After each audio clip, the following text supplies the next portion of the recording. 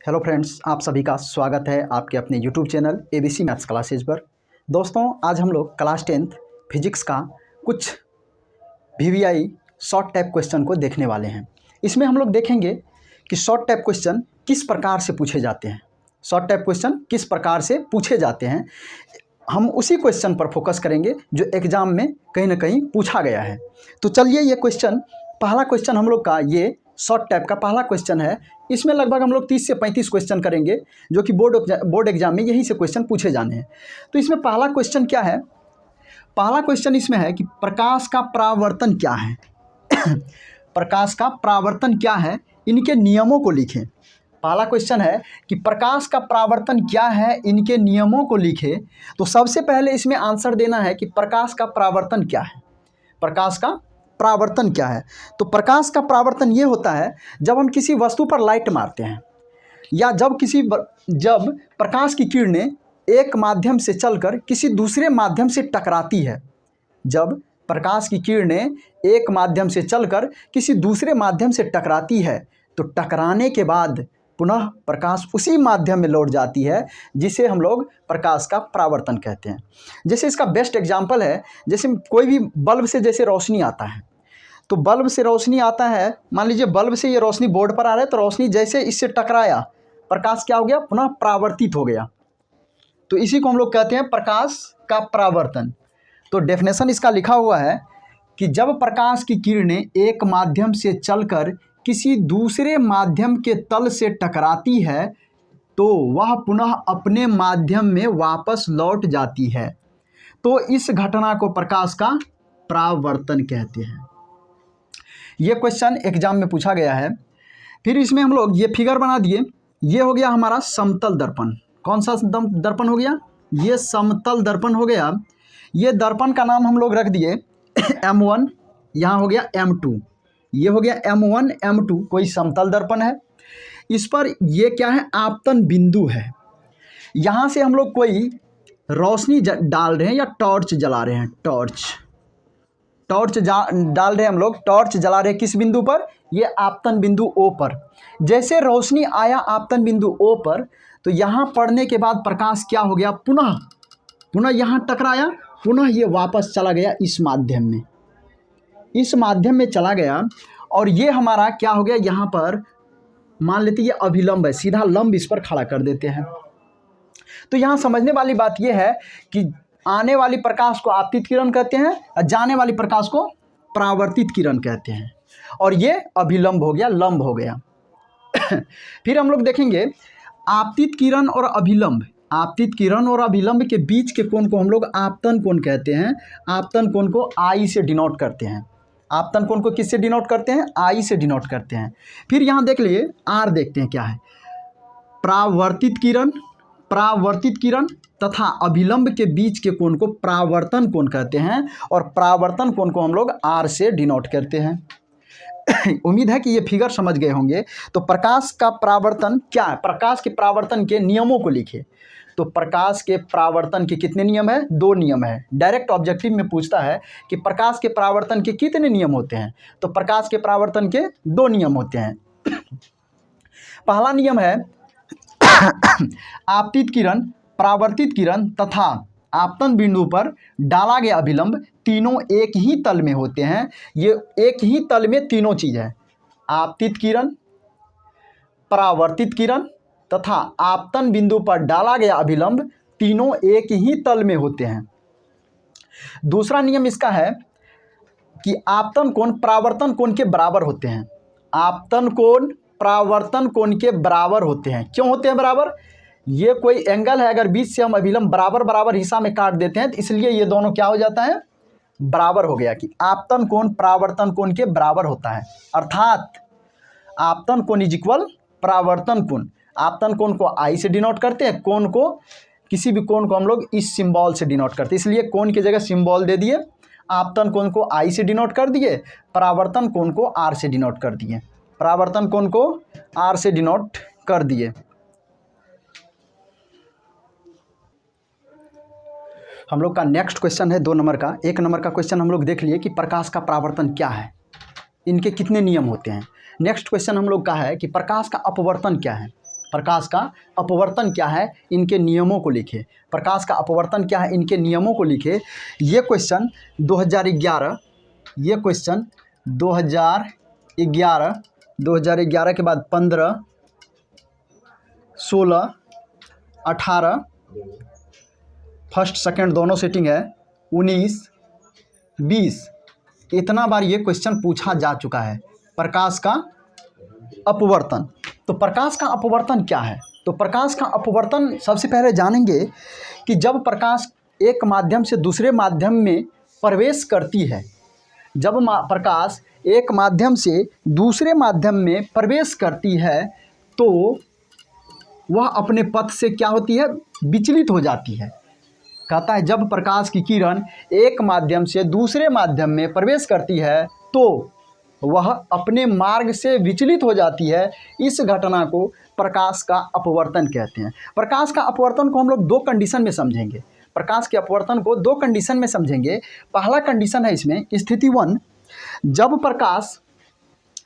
प्रकाश विरल माध्यम, विरल मतलब एयर, विरल मतलब वायु हवा है, जब प्रकाश विरल माध्यम से सघन माध्यम जल में प्रवेश कर रही है, जब प्रकाश विरल से सघन में प्रवेश करती है तो वह अभिलंब की ओर सट जाती है। अभिलंब की ओर क्या होती है, मुड़ रही है। अभिलंब की ओर सीधा न जाकर के ये अभिलंब की ओर मुड़ रही है। तो पहला कंडीशन, जब प्रकाश, ऑब्जेक्टिव पूछता है जब प्रकाश विरल माध्यम से सघन माध्यम में प्रवेश करती है तो वह अभिलंब की ओर क्या होती है, मुड़ जाती है। दूसरा कंडीशन इसमें है, जब प्रकाश सघन माध्यम, वाटर, सघन वाटर और विरल एयर, वाटर मीन्स जल, एयर मीन्स हवा, जब प्रकाश सघन माध्यम से विरल माध्यम में प्रवेश करती है तो वह अभिलंब से क्या होती है, दूर हट जाती है। अभिलंब से दूर हट जाती है। तो यहाँ से हम लोग तीन ऑब्जेक्टिव देखें कि दो ऑब्जेक्टिव पहले देखें कि जब प्रकाश विरल माध्यम से सघन माध्यम में प्रवेश करती है तो वह अभिलंब की ओर मुड़ जाती है। फिर अगला है स्थिति नंबर 2, कंडीशन 2, जब प्रकाश सघन माध्यम से विरल माध्यम में प्रवेश करती है तो वह अभिलंब से दूर हटती है, अभिलंब से दूर हट जाती है। फिर हमको पूछेगा, तीसरा ऑब्जेक्टिव इसमें और है कि प्रकाश के अपवर्तन के कितने नियम होते हैं। डायरेक्ट पूछता है ऑब्जेक्टिव, 2, 3, 4 इनमें से कोई नहीं, ऐसे पूछ देगा। तो प्रकाश का परावर्तन का भी 2 नियम, प्रकाश के अपवर्तन के भी 2 नियम। तो अब देखते हैं कि प्रकाश के अपवर्तन के कितने नियम है। प्रकाश के अपवर्तन के 2 नियम होते हैं। पहला नियम, ये फिगर से समझेंगे। पहला नियम, आपतित किरण, आने वाली किरण, आपतित किरण, अपवर्तित किरण, टकरा करके वापस जाने वाली किरण को कहते हैं अपवर्तित किरण। आपतित किरण, अपवर्तित किरण तथा आपतन बिंदु पर डाला गया अभिलंब तीनों एक ही तल में होते हैं। आपतित किरण, अपवर्तित किरण तथा आपतन बिंदु पर डाला गया अभिलंब तीनों एक ही तल में होते हैं। दूसरा है आपतन कोण की ज्या, आपतन कोण की ज्या, ज्या मीन्स होता है साइन, ज्या मीन्स क्या होता है, साइन, ज्या मीन्स ये साइन होता है, साइन, और आपतन लगा हुआ है। आपतन कोण को हम लोग आई से डिनोट करते हैं, इसलिए इसमें साइन के साथ आई लग गया। आपतन कोण की ज्या तथा अपवर्तन कोण की ज्या का अनुपात कांस्टेंट होता है। दूसरा नियम है, आपतन कोण की ज्या तथा अपवर्तन कोण की ज्या का अनुपात नियतांक होता है, अर्थात साइन आई बटे साइन आर बराबर n/1। यहाँ इसके जगह पर हम लोग म्यू भी दे सकते हैं, एन भी दे सकते हैं। इसके जगह पर क्या दे सकते हैं, म्यू भी दे सकते हैं, एन भी दे सकते हैं। आपतन इसका हो गया। प्रकाश के अपवर्तन का दूसरा नियम, साइन आई बटा साइन आर बराबर n। हम लोग का अब नेक्स्ट क्वेश्चन जो होगा 3 नंबर का, 2 नंबर तक हम क्वेश्चन देख लिए हैं। ये जो हम लोग का 3 नंबर क्वेश्चन है, ये क्वेश्चन 2013 और 2015 में पूछा गया है। ये क्वेश्चन 2013 और 2015 में पूछा गया है। ये क्वेश्चन कह रहा है अवतल, उत्तल एवं समतल दर्पण के 2 उपयोग लिखें। अवतल का भी 2 उपयोग लिखना है, उत्तल का भी 2 उपयोग लिखना है और समतल का भी 2 उपयोग लिखना है। तो अवतल दर्पण का जो 2 उपयोग होता है, अवतल दर्पण का 2 उपयोग, पहला दाढ़ी बनाने में। अवतल दर्पण में वस्तु से बड़ा प्रतिबिंब बनता है, वस्तु से बड़ा प्रतिबिंब बनता है। तो पहला अवतल दर्पण का उपयोग दाढ़ी बनाने में। दूसरा सोलर कुकर में, सोलर कुकर जो आता है उसमें होता है अवतल दर्पण का उपयोग। सोलर कुकर में कौन सा दर्पण यूज होता है, अवतल दर्पण यूज होता है। तो अवतल दर्पण का 2 उपयोग ये हो गया। अब हम लोग देख लेते हैं समतल दर्पण का 2 उपयोग। तो समतल दर्पण का जो 2 उपयोग होता है, गाड़ी के साइड मिरर में, गाड़ी सब के जो साइड में आईना लगा होता है वो उत्तल दर्पण होता है। कौन सा दर्पण होता है? उत्तल दर्पण होता है, तो गाड़ी के साइड मिरर में। दूसरा इसका उपयोग है सड़कों पर लगे लैंप में, सड़क पर जो लैंप लगा होता है रात को जो रोशनी पड़ने पर चमकता है, सड़कों पर लगे लैंप में प्रकाश को बड़े क्षेत्र में फैलाने के लिए उत्तल दर्पण का उपयोग होता है। उत्तल दर्पण के दो उपयोग में, पहला गाड़ी के साइड मिरर में, दूसरा सड़कों पर लगे लैंप में प्रकाश को बड़े क्षेत्र में फैलाने के लिए। अब नेक्स्ट है कि समतल दर्पण के दो उपयोग लिखना है। तो समतल दर्पण का दो उपयोग, नॉर्मल हम लोग जो चेहरा देखते हैं वो किस दर्पण में देखते हैं? समतल दर्पण में देखते हैं। तो समतल दर्पण का पहला उपयोग चेहरा देखने में और दूसरा उपयोग दर्पण द्वारा एक से अधिक प्रतिबिंब प्राप्त करने पर। यह हो गया यूज। हम लोग का नेक्स्ट क्वेश्चन अब है 4 नंबर, 5 नंबर, 6 नंबर। ये क्वेश्चन है, ये क्वेश्चन भी पूछा गया है।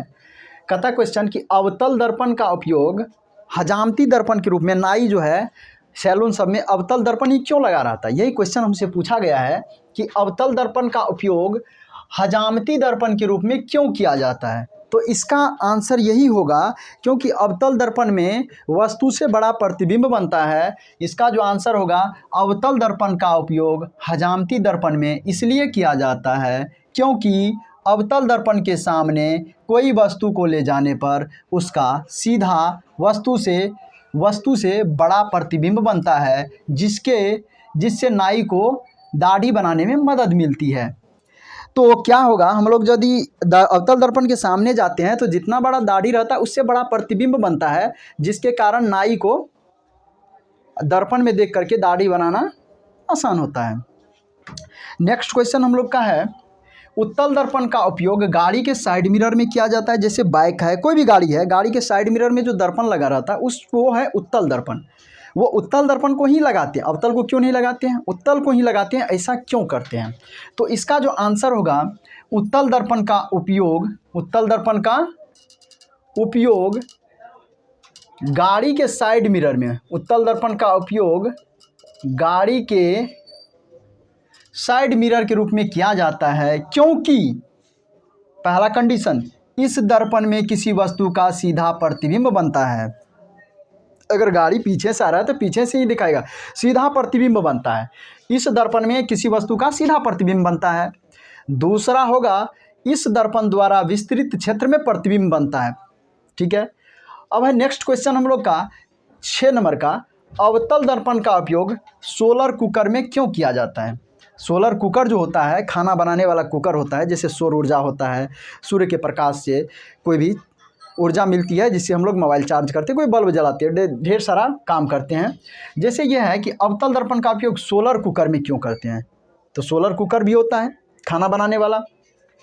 इसका कारण यह है, अवतल दर्पण का उपयोग सोलर कुकर में इसलिए किया जाता है क्योंकि अवतल दर्पण सूर्य के प्रकाश को एक बिंदु पर केंद्रित करता है, एक बिंदु पर केंद्रित करके तीव्र ऊष्मा उत्पन्न करता है, जिसके कारण इससे खाना जल्दी पक जाता है। अब हम लोग का नेक्स्ट क्वेश्चन जो होगा वह है, कहता है कि प्रिज्म से होकर प्रकाश के अपवर्तन का नामांकित आरेख खींचे। क्वेश्चन है कि प्रिज्म से होकर प्रकाश के अपवर्तन का नामांकित आरेख खींचे। ये क्वेश्चन 2013, 2018, 2020 में पूछा गया है। 2013, 2020 में ये क्वेश्चन पूछा गया है कि प्रिज्म से होकर प्रकाश के अपवर्तन का नामांकित आरेख खींचे।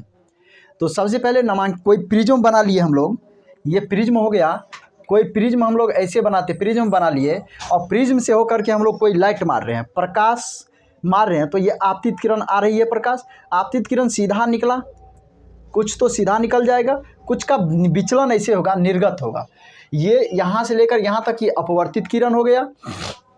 यहाँ से ये और ये दोनों के बीच में क्या हो रहा है, बीच कुछ कोण बन रहा है जिसे हम लोग कहते हैं विचलन कोण। क्या बन रहा है? विचलन कोण। यहाँ से निकल गया तो इसको कहते हैं निर्गत किरण, और ये जो यहाँ पर एंगल बन रहा है ये है प्रिज्म का कोण। तो जैसे ये क्वेश्चन पूछेगा, ये फिगर बना देना है, 2 मार्क मिल जाएगा, इसमें कुछ और नहीं बनाना है। अब हम लोग का नेक्स्ट क्वेश्चन है कि सरल सूक्ष्मदर्शी क्या है, किरण आरेख खींचे। ये 2015 में पूछा गया क्वेश्चन है, बोर्ड मॉडल क्वेश्चन है कि सरल सूक्ष्मदर्शी क्या है, किरण आरेख खींचे। सरल सूक्ष्मदर्शी वह युक्ति है, सरल सूक्ष्मदर्शी वह युक्ति है जिससे छोटे बिंब का, छोटे वस्तु का बड़ा प्रतिबिंब प्राप्त किया जाता है। छोटे बिंब का आवर्धित प्रतिबिंब प्राप्त किया जाता है। सरल सूक्ष्मदर्शी के रूप में किस दर्पण का यूज होता है, किस लेंस का? तो सरल सूक्ष्मदर्शी में उत्तल लेंस का यूज किया जाता है। सरल सूक्ष्मदर्शी में उत्तल लेंस का प्रयोग किया जाता है। तो इसका यहाँ किरण आरेख पूछ रहा है, तो किरण आरेख हम लोग ऐसे, ये तो हो गया लेंस, यहाँ उत्तल लेंस लगा हुआ है। उत्तल लेंस में ये तो हो गया सीधा तल हो गया। यहाँ पर कोई वस्तु है जिसे हम लोग बिंब कहते हैं, तो बिंब का क्या हो रहा है, यहाँ पर बड़ा प्रतिबिंब, आवर्धित प्रतिबिंब बन रहा है।